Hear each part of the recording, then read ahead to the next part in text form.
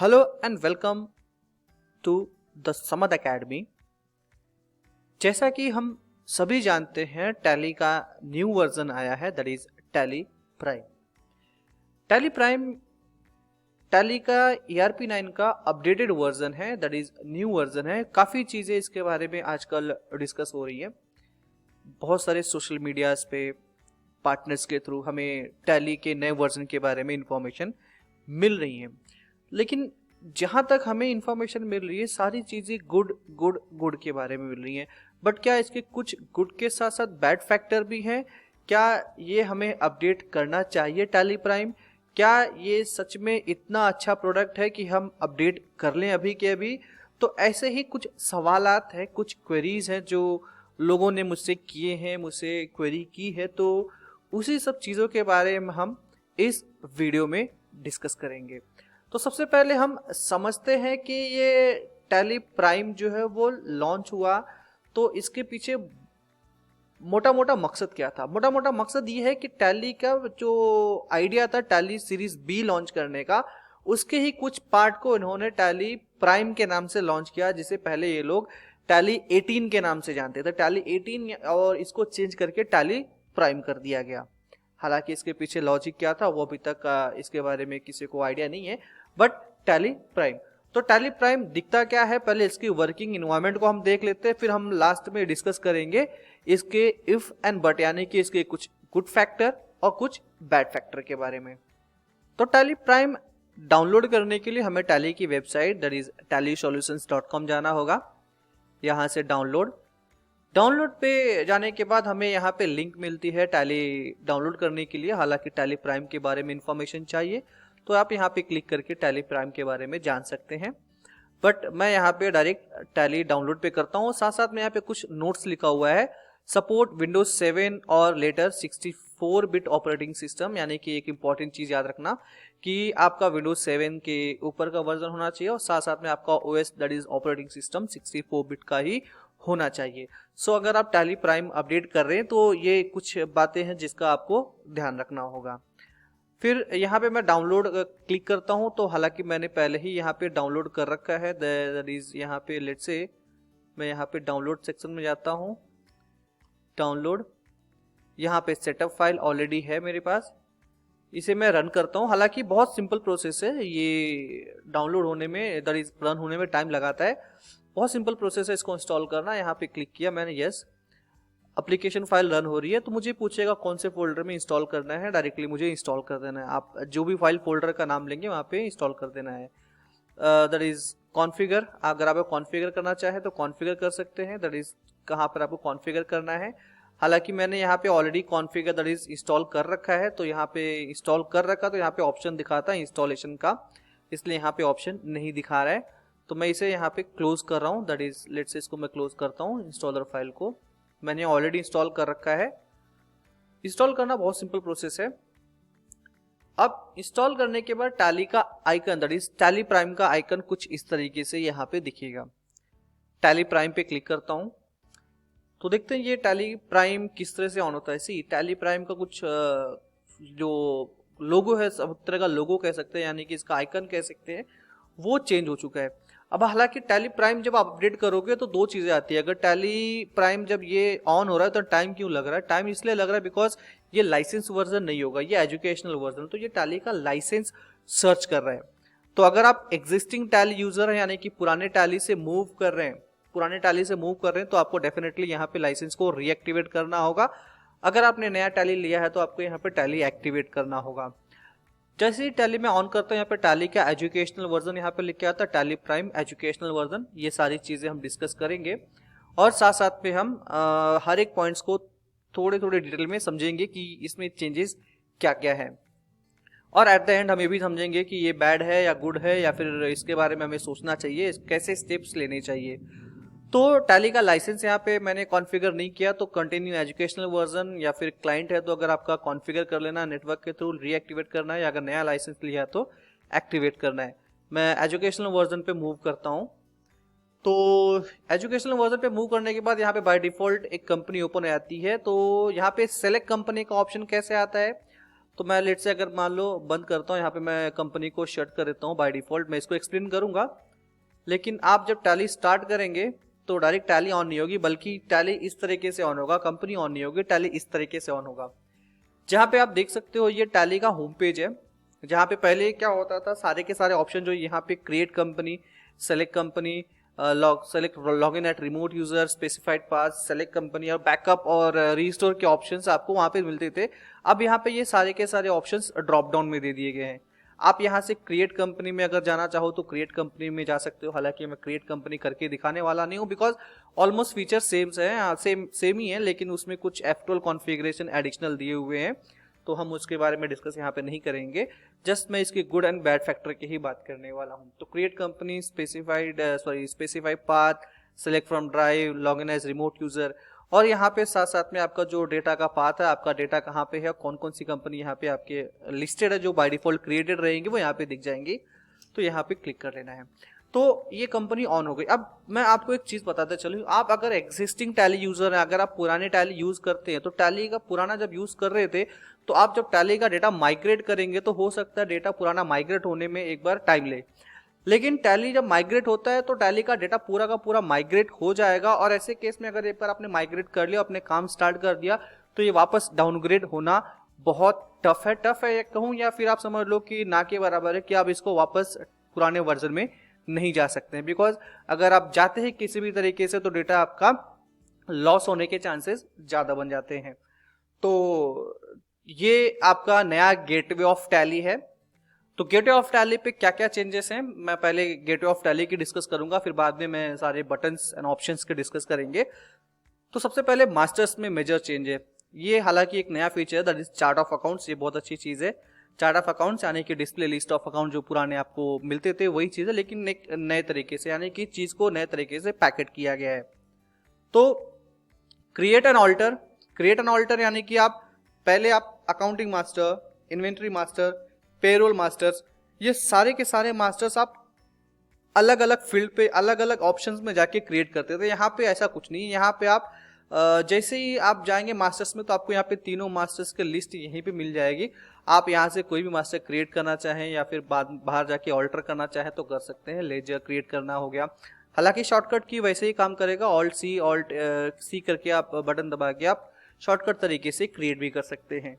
तो ये यहाँ पे सारे के सारे मास्टर्स की फील्ड दे दी है, जहाँ पे आपको इन्वेंट्री मास्टर्स, अकाउंटिंग मास्टर्स में जाने की जरूरत नहीं। आप मास्टर्स में जाएं, डायरेक्टली क्रिएट करें, डायरेक्टली आप जो भी फील्ड क्रिएट करना चाहें यहाँ से क्लिक कर सकते हैं। Let's say stock item create करना, तो डायरेक्टली स्टॉक आइटम पे मैं जा सकता हूँ। तो ये तो हो गई मास्टर्स फील्ड की बात। यहाँ पे चार्ट ऑफ अकाउंट्स दे रखा है। चार्ट ऑफ अकाउंट्स, जैसे कि आपको लेजर के चार्ट ऑफ अकाउंट्स देखने, तो आपके ये लेजर्स है जो बाय डिफॉल्ट टैली में आपने क्रिएट कर रखे हैं, बाय ग्रुप वाइज, बाय सब ग्रुप वाइज। आपका एसेट्स में क्या है लेजर्स, लायबिलिटीज में क्या है, वो आपको यहाँ पे दिख जाएंगे। दैट इज वही लिस्ट ऑफ जो डिस्प्ले लिस्ट ऑफ अकाउंट्स होते थे पुराने टैली ERP9 में, यहाँ पे उसको सेग्रीगेट कर रखा है। यानी कि पहले आप जब डिस्प्ले लिस्ट ऑफ अकाउंट में आते थे तो वहाँ पे राइट साइड में बटन्स होते थे, जहाँ पे आपको ग्रुप सेलेक्ट करना होता, लेजर सेलेक्ट करना होता था। यहाँ पे पहले ही दे देते हैं वो कि आपको कौन सा मास्टर्स सेलेक्ट करना है। फिर अब बात करते हैं वाउचर्स की। तो यहाँ पे गेटवे ऑफ टैली पे accounting voucher, inventory voucher, payroll voucher, order voucher, 4 अलग अलग तरह के वाउचर्स आप क्रिएट कर सकते थे। बट आप यहाँ पे वाउचर्स में जाएंगे तो सारे के सारे आप एक ही जगह पे क्रिएट कर सकते हैं। जैसे कि मैं एग्जांपल परचेज की बात करूँ, तो परचेज में मुझे purchase, receipt note, purchase order, हालांकि ऑर्डर वाउचर मैंने इनेबल नहीं किया है, तो ये मुझे कॉन्फ़िगर करूंगा तो ये सारे वाउचर्स एक ही पे जगह पे दिख जाएंगे। बिकॉज तीनों का शॉर्टकट की देखो तो F9, alt F9, control F9, F9 तीनों में कॉमन है। उसी तरीके से सेल्स में, जर्नल में, रिसीट में, ऐसे बहुत सारी चीजें दी हुई हैं। दैट इज आप वाउचर्स की बात करो तो वाउचर्स भी एक तरह कंसोलिडेटेड हो चुके हैं, जहां से आप सिंगल पेज पे ही आप सारे वाउचर्स सेलेक्ट कर सकते हो। आपको accounting voucher, inventory voucher, payroll voucher, different vouchers में अलग अलग नेविगेट होके के जाने की जरूरत नहीं है। और एंट्री रिकॉर्ड करेंगे तो याद रखना इसकी problems, that is F12 configure कर लेना है। तो अभी एक रिसेंटली प्रॉब्लम आई है टैली ERP9 से टैली प्राइम में माइग्रेट हुए लोगों ने एक कॉमन प्रॉब्लम रिपोर्ट की है कि वो जो प्रिंटिंग की सेटअप वो सेव करते हैं तो वो सेटअप सेव नहीं होती, वो बार बार निकल जाती है। तो ये कुछ ऐसे छोटे छोटे प्रॉब्लम्स है जो आने वाले वक्त में और भी आइडेंटिफाई होंगे। हालांकि ये टैली के आप इसे बग्स कह सकते हो या फिर इशू कह सकते हो। ऐसे छोटे छोटे इशू जब आप डेली लाइफ में जब टैली लोग यूज करना स्टार्ट करेंगे टैली प्राइम, तो ऐसे बहुत सारी चीजें आने वाले टाइम में आपको देखने मिलने वाली हैं। तो यहाँ पे डे बुक दे दिया, वो जो डिस्प्ले डे बुक में होता था, यहाँ पे डे बुक आपको यही मिल जाएगा। हालांकि लुक में वैसे ही है, पूरा का पूरा चेंजेस कुछ नहीं है। आप बैकग्राउंड में खाली कलर देख सकते हो। आपको डिटेल करना है तो यहाँ से डिटेल करने के लिए यहाँ पे ऑप्शन कहाँ पे दिख रहा है आपको डिटेल करने के लिए, डिटेल में आपको F5 यहाँ पे दबाना पड़ेगा और Alt F5 पे क्लिक करना पड़ेगा, तो जाके आपको यहाँ पे डिटेल फॉर्मेट दिखेगा। तो क्या यहाँ पे Alt F1 शॉर्टकट की काम नहीं करेगा? काम करेगा, आप वो भी करो। अगर आपको शॉर्टकट की याद है तो बिल्कुल वो काम करेगा, लेकिन दूसरा ऑप्शन भी वहां पे दे रखा है। बैंकिंग फीचर में, बैंकिंग फीचर के ऑलमोस्ट सारे फीचर सेम है। बैंकिंग रिकंसिलेशन से लेके चेक रजिस्टर, प्रिंटिंग, ये सारी चीजें आपको उसी तरीके से मिल जाएंगी जैसे आपके पहले हुआ करते थे। तो ये तो गेटवे ऑफ टैली की बात हो गई। अब सबसे इंपॉर्टेंट चीज जो यहाँ पे मैं डिस्कस करूंगा वो है यहाँ पे गो टू रिपोर्ट। ये एक अच्छी अपडेट है, दैट इज टैली प्राइम में ये अच्छा ऑप्शन दिया हुआ। हालांकि मैं इसे और भी अच्छे तरीके से यूज करना चाहता था। जैसे कि हम लोग बात कर रहे थे मल्टी विंडोज की। मल्टी विंडोज यानी कि जैसे मैंने कोई बैलेंस शीट ओपन कर ली तो मैं साथ में चाहता हूँ कि बैलेंस शीट को बिना बाहर आए या फिर बिना एग्जिट किए मैं प्रॉफिट एंड लॉस भी रिपोर्ट ओपन कर सकूं, यानी मल्टी विंडो की ऑप्शंस की रिक्वायरमेंट थी। हालांकि वो अभी तक यहाँ पे नहीं दी गई है, लेकिन ऐसी उम्मीद है कि टैली प्राइम के नए वर्जन में आने वाले टाइम में ये भी दी जाएगी। तो गो टू रिपोर्ट में यहाँ पे एक सिंपल अच्छा एक ऑप्शन दिया हुआ है कि यहाँ से आप बहुत सारी चीजें आप जैसे कि वाउचर क्रिएट कर सकते हो, मास्टर क्रिएट कर सकते हो, ऑल्टर कर सकते हो। आप डायरेक्टली यहीं से बैलेंस शीट पे जा सकते हो या फिर किसी ऐसी रिपोर्ट में जा सकते हो जिसके लिए आपको एक बटन, दो बटन, तीन बटन प्रेस करके जाना पड़ता होगा। जैसे अभी जीएसटी रिपोर्ट में जाना है तो मुझे जीएसटी रिपोर्ट में कौन सा रिपोर्ट ओपन करना, लेट से जीएसटीआर 3B, तो ये मेरा जीएसटीआर 3B ऑन हो जाता है। तो यानी कि मैं यहीं से, मुझे बाहर इसके बटन प्रेस करने की जरूरत नहीं, मैं यहीं से अगर चाहूँ तो प्रॉफिट एंड लॉस से बैलेंस शीट में भी जंप कर सकता हूँ। तो गो टू रिपोर्ट एक अच्छी रिपोर्ट दी हुई है जिसको थोड़ा सा हम और भी एक्सप्लेन कर सकते हैं और भी अंडरस्टैंड कर सकते हैं। हालांकि मैं और डिटेल में नहीं जाऊंगा। फॉरेक्स रिपोर्ट भी अच्छी रिपोर्ट दी हुई है। Forex gain and loss statement party wise, जैसे भी आप देखना चाहो, ग्रुप वाइज, डेटर वाइज, जैसे कि यहाँ पे अभी फिलहाल मेंटेन नहीं कर रखा है मैंने, लेकिन यस ये भी चीज दी हुई है। हालांकि इसके ऊपर हम पूरी डिटेल में हर एक टॉपिक वाइज पूरा चैप्टर हम इसको पूरा का पूरा, दैट इज 30 to 35 आवर्स का कंप्लीट कोर्स, एक बेसिक और एक एडवांस लेवल का, और जिसमें जीएसटी को हम पूरी तरह से अलग रखेंगे। तो वो पूरा का पूरा हम कोर्स इसमें डिजाइन कर रहे हैं। आने वाले टाइम में वो कोर्स भी यहाँ पे अवेलेबल रहेगा। हमारा कोर्स जीएसटी मॉड्यूल पे, चाहे आप टैली प्राइम पे जाओ चाहे टैली ERP9, एकदम डिटेल में कोर्स है। अगर आप टैली अच्छे से सीखना चाहते हो तो आपको जीएसटी वाला कोर्स तो डेफिनेटली करना ही चाहिए। और आई होप सो ये भी जल्दी ही टैली प्राइम वाला वर्जन भी अवेलेबल हो जाएगा। टैली ERP9 को तो ऑलरेडी है, हालांकि पब्लिश नहीं किया है हम लोगों ने, टैली प्राइम को ही देख के। तो टैली प्राइम में हमने देखा कि टैली प्राइम का जो जीएसटी मैकेनिज्म है ऑलमोस्ट नहीं, मतलब पूरी तरीके से सेम है, इसमें कोई चेंजेस नहीं है। जीएसटी में हमने एक्सपेक्ट किया था कुछ और, लेकिन ऐसा कुछ हमें हमारे एक्सपेक्टेशन के हिसाब से कुछ चेंजेस नहीं मिले। तो अगर आपने पुराना टैली भी किया है तो भी कोई इशू नहीं है, टैली प्राइम आप आराम से यूज कर सकते हो। तो ये तो हो गया आपका गो टू। अब बात करते हैं, ऊपर कुछ टैब बटन दे रखे हैं, जैसे कि यहाँ पे कंपनी के रिलेटेड, जैसे कंपनी क्रिएट करनी है, ऑल्टर करनी है, तो आपको कंपनी इन्फो में जो यहाँ पे बटन्स ऑप्शन पहले आपको मिलते थे, यहाँ पे राइट साइड में टैब मिलते थे, company info, select company, shut company, वो सारे यहाँ पे दे रखे, दैट इज ऑल्ट के। आप कंपनी को ऑनलाइन कनेक्ट करना चाहते हो, रिमोट ब्राउज एक्सेस करना चाहते हो, जो कि पुराने वर्जन में भी था ब्राउजर एक्सेस, कंपनी के फीचर, F11 फीचर। हाँ, अब यहाँ पे F11 फीचर में अकाउंटिंग, इन्वेंट्री, टैक्सेशन, सारे फीचर एक ही जगह पर। टैली 7.2 अगर आपने यूज किया होगा तो आपको मालूम होगा कि टैली के सारे फीचर एक ही जगह पे मिलते थे, उसी तरीके से यहाँ पे टैली के सारे फीचर यहाँ पे एक ही जगह कर दिए गए। हालांकि ऐसे कुछ फीचर हैं जो आपको यहाँ पे नहीं दिखाई देंगे, जैसे कि आप यहाँ पे देख लो, मल्टी करेंसी का फीचर यहाँ पे नहीं दिखाई देगा। इसका मतलब क्या मल्टी करेंसी का फीचर निकाल दिया गया? नहीं, बिल्कुल नहीं। अब मल्टी करेंसी का फीचर बाय डिफॉल्ट टैली में इनेबल हो जाता है, इनेबल रहता है, बट दैट इज आप जैसे ही कंपनी क्रिएट करेंगे बाय डिफॉल्ट मल्टी करेंसी का फीचर यहाँ पे ऑलरेडी क्रिएटेड मिलेगा। हालांकि करेंसी क्रिएटेड नहीं रहेगी, आपको करेंसी क्रिएट करनी पड़ेगी। उसी तरह से बहुत सारे यहाँ पे ऑप्शंस जो है बाय डिफॉल्ट इनेबल हो चुके हैं। जो ऑप्शन यहाँ पे नहीं दिख रहे वो आपको वहाँ पे मिल जाएंगे, दैट इज ऑलरेडी क्रिएटेड होंगे। सो यहाँ पे ये डिटेल्स हो गई। साथ साथ में मोर डिटेल्स में जाओ तो यहाँ पे कंपनी का GST number, pan number, corporate identification number, ये सारी चीजें यहाँ पे आप एंटर कर सकते हो, पैन नंबर, CIN नंबर, और जीएसटी डिटेल में चाहो तो आप जीएसटी डिटेल भी यहाँ पे पूरी कंपनी का एंटर कर सकते हो। रिक्वायरमेंट ऐसी थी कि जीएसटी में हमने सोचा था कि मल्टीपल जीएसटी हम एक ही डेटा में मेंटेन कर सकते हैं, यानी कि राजस्थान के अलावा महाराष्ट्र, गुजरात, अलग अलग डेटा क्रिएट करने की ज़रूरत नहीं, हम चाहते थे कि एक ही में क्रिएट हो जाए, लेकिन वो चीज़ हमने उम्मीद की थी टैली प्राइम में आएगा, लेकिन टैली प्राइम में आने में बहुत टाइम है अभी। दैट इज टैली प्राइम का ये फर्स्ट वर्जन है, आने वाले वर्जन में हो सकता है हमें वो चीज़ें यहाँ पे देखने को मिले।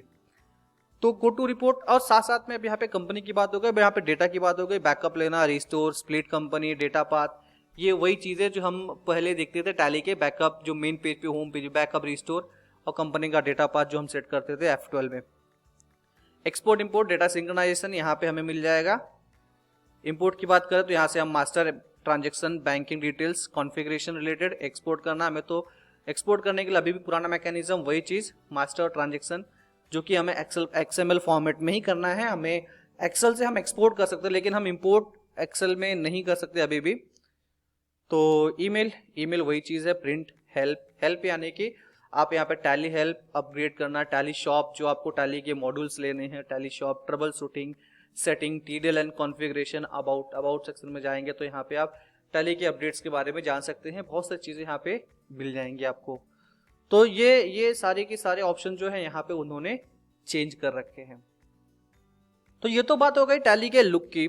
तो अब बात आती है कि गुड और बैड। मैं गुड और बैड को अगर कंपेयर करूं उससे पहले मैं आपको बता दूं कि if you are already Tally user, आप पहले से ही टैली यूज़ करते हो और आपका डेटा हैवी साइज है, तो आपके लिए चैलेंज होने वाला है, एक न्यू चैलेंज होने वाला है। टैली प्राइम में मूव करना is not an easy task. इससे होगा क्या कि बिकॉज आपका डेटा माइग्रेट होगा तो सबसे पहला सवाल आता है कि क्या आपका डेटा सेफली माइग्रेट हो चुका है, 100% एक्यूरेटी के साथ माइग्रेट हो चुका है, तो आपको पहले वो वेरीफाई करना पड़ेगा। जब तक कि आप सारा डेटा वेरीफाई नहीं कर लेते हो तब तक आप श्योर नहीं हो सकते हो कि मैं टैली प्राइम में मूव करूं कि नहीं करूं। और साथ साथ में मैं बताऊं कि इसकी वर्किंग फंक्शनलिटी जो है पूरी तरीके से, एक तरीके से देखा जाए तो न्यू है। तो अगर आप टैली डेली यूज, मतलब जैसे टैली टेक्निकल पर्सन जो होते हैं उनके लिए कोई नई चीज़ नहीं है, देखा जाए तो पूरी की पूरी चीज़ वही है। तो लेकिन अगर आप टैली टेक्निकल पर्सन नहीं हो, टैली का एक नॉर्मल आप अकाउंट्स मैनेजर हो, अकाउंटेंट हो, सीनियर अकाउंटेंट हो, तो ऐसे केस में आपके लिए टैली एक तरह का देखा जाए तो ये एक नया एक्सपीरियंस होगा, जहाँ पे आपको शॉर्टकट कीज एंड नए की कॉम्बिनेशन के साथ हाथ बैठाने में बहुत सारे तकलीफें आ सकती है। तो कहने का मतलब ये हो गया कि स्टार्टिंग के 1 महीना 10 दिन तो डेफिनेटली आपको थोड़ा सा इसमें स्ट्रगल करना पड़ेगा। जो आपकी चीज़ें नॉर्मल 1 दिन में काम हो जाती है तो हो सकता है कि 1.5 दिन या 2 दिन लगे। फिर प्रॉब्लम आती है कि क्या हमारा जो ऑलरेडी कस्टमाइज मॉड्यूल है, एड ऑन है, वो ऑटोमेटिक इसमें अपडेट हो जाएगा? जी नहीं, बिल्कुल नहीं, अपडेट नहीं होगा।